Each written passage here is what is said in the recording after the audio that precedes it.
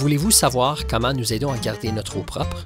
La région des lacs expérimentaux, ou l'IISD-ELA, recherche les impacts des activités humaines sur l'environnement. Mais les expériences ne se font pas dans un laboratoire. Elles se font dans des écosystèmes entiers.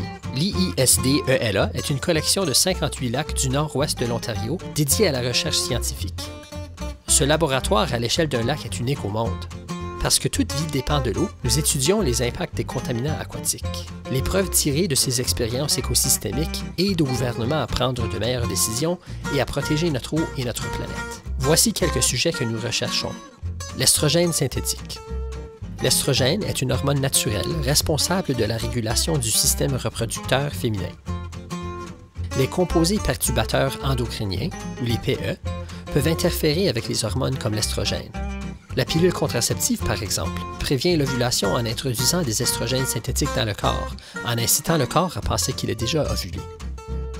Mondialement, plus de 100 millions de femmes utilisent la pilule, dont 6 millions au Canada seulement. Comment se trouve-t-elle dans l'eau?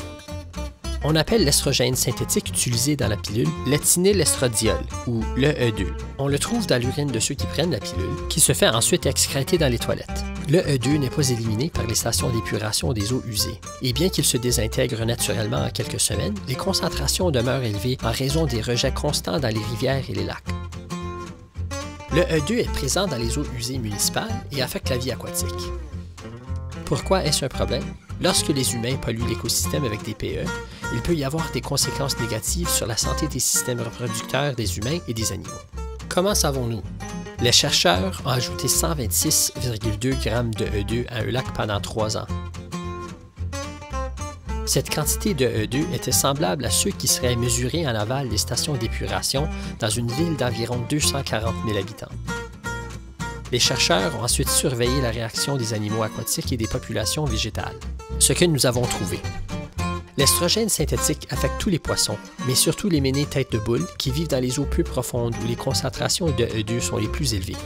Lorsque le E2 pénètre dans le poisson par les branchies, il atteint le foie et agit comme un estrogène naturel, induisant la production de vitellogénine, une protéine nécessaire au développement des œufs chez le poisson.